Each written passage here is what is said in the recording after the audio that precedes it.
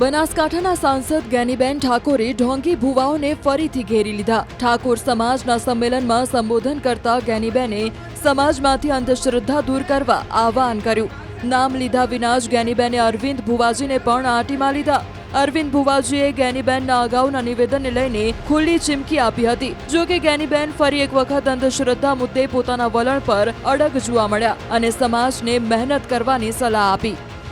રાયગઢથી હોય કે અહીંયા આપણા કર્મચારી મંડળના તમામ નોકરી કરતા આપણા જે તે વિભાગના અધિકારીઓ હોય તો પહેલી તારીખ હોય એટલે લક્ષ્મી માતા એમના ખાતામાં જતા જ રહે, કોઈ પૂછે કે ના પૂછે।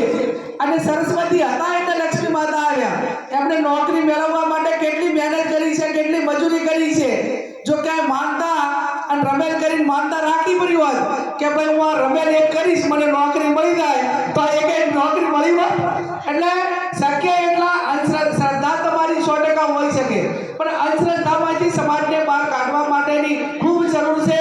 હમણાં મેં સાહેબને એમને વિનંતી કરી કે આપણે હથિયાવી તાલુકાનું ઠાકોર સમાજનું બંધારણ એ 4મી તારીખે વાગડની થળીએ સદારામ બાપુના નામે વાગડજીના નામે હથિયાવી તાલુકાનું બંધારણ સમાજનું ઓછા ખર્ચા થાય એના માટે આપણે કરી રહ્યા છીએ। ચાહે લગ્ન પ્રસંગ હોય, મરણ પ્રસંગ હોય કે અન્ય રીત રિવાજો હોય, પણ જો આપણે સમાજ એ પાછું આ બાજુ બંધ કરાવશું અને પાછા મંદિરમાં રમેલામાં વળી ગયા તો આ બચાવેલું છે એ પાછું અહીંયા છે। એટલે એને પણ શક્ય હોય તો રોકવા માટેના પ્રયત્નો કરવા પડે। એનું કારણ કે વિજ્ઞાન યુગ છે, ટેકનોલોજીનો યુગ છે, 21મી સદી છે। જ્ઞાનીબેન ઠાકોરે વધુમાં દેશના સફળ દિગ્ગજોના ઉદાહરણો ટાંક્યા અને કહ્યું કે હસ્તીઓ એટલા માટે સફળ થઈ કેમ કે તેમણે મહેનત કરી। એમના પેઢી દર પેઢી જેટલા વડવાઓએ મજૂરી કરી હોય ત્યારે એ લોકો સ્ટેજે પહોંચ્યા હોય, એટલે કઠોર પરિશ્રમનો કોઈ વિકલ્પ નથી। ભગવાને ગીતામાં પણ કીધું છે કે ભાઈ તું કર્મ કર, ફળ મારે આપવાનું છે। જેટલું કર્મ કરશો, સારું કરશો તો સારું ભોગવશો અને ખરાબ કરશો તો ભગવાન કૃષ્ણએ કીધું છે કે ફળ જેણે જે કર્મ કર્યું હોય એ ભોગવવું પડે। મહાભારતમાં ભીષ્મ પિતામહ હતા અને એ ટાઈમે સભાની અંદર દ્રૌપદીના ચીર ખેંચાતા હતા, વડીલ હતા છતાં બોલતા નતા બોલ્યા, એટલે એમને તીરો ઉપર ભોગવવું પડ્યું હતું કે નતું ભોગવવું પડ્યું? એમને પોતાને ભીષ્મ પિતાને પણ ભોગવવું પડ્યું હતું।